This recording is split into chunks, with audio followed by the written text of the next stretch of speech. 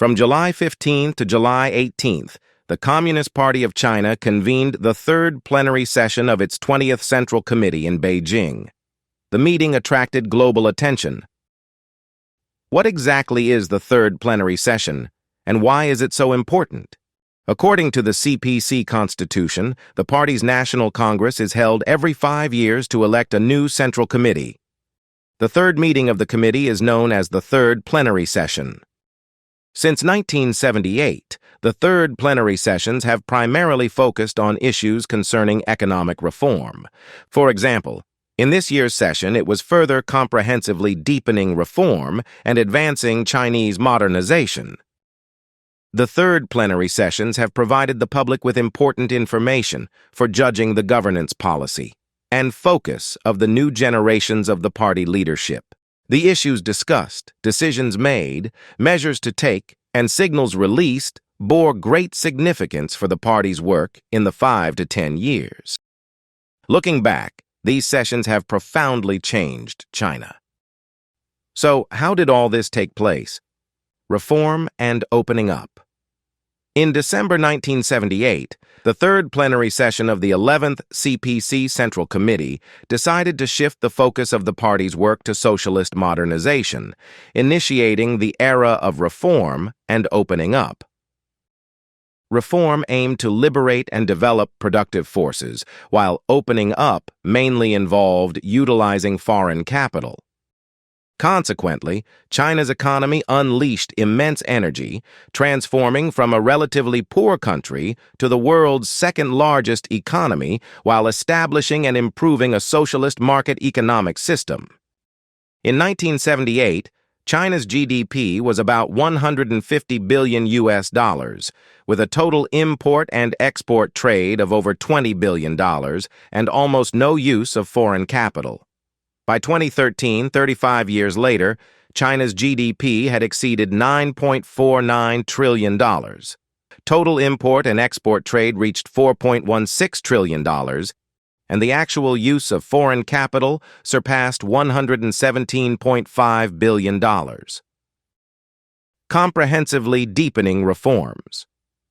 In 2013, Xi Jinping, the newly elected General Secretary of the CPC Central Committee, presided over the third plenary session of the 18th CPC Central Committee.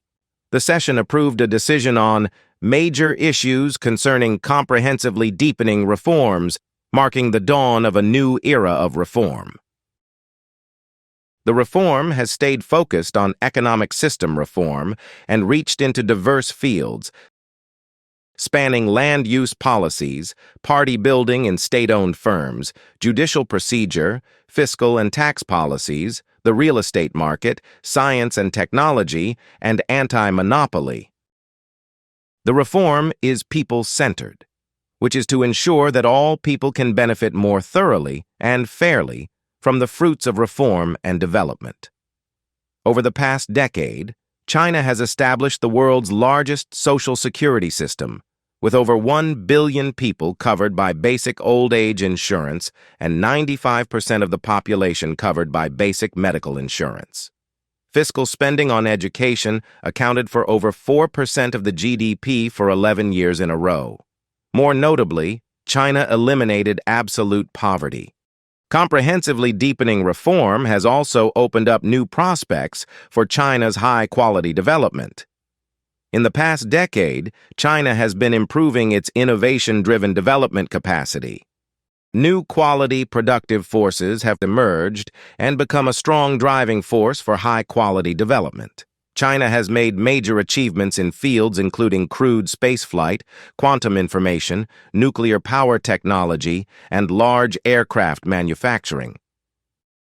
At the same time, China became the country with the fastest improvement in air quality, the largest increase in forest resources, and the largest area of afforestation globally.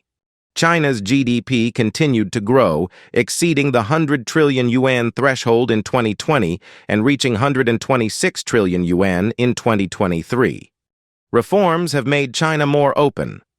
Looking at the data, China's share of the world economy has increased from 11.3% in 2012 to 18.5% in 2021. On average, the Chinese economy contributed more than 30% of global economic growth in the decade, more than the G7 combined. Further deepening reform comprehensively. Looking again at the just concluded third plenary session, the 20th Central Committee of the CPC considered and adopted the resolution of the Central Committee of the Communist Party of China on further deepening reform comprehensively to advance Chinese modernization. The resolution, with economic structural reform as the spearhead, puts forward more than 300 important reform measures and comprehensively plans reforms in various fields and aspects. The session emphasized building a high-standard socialist market economy, promoting high-quality development, supporting all-around innovation, advancing whole-process people's democracy, and boosting cultural confidence, and described opening up as a defining feature of Chinese modernization. All of this gives us more reason to look forward to the day when Chinese modernization is realized. Its process and achievements will have a profound impact on us all.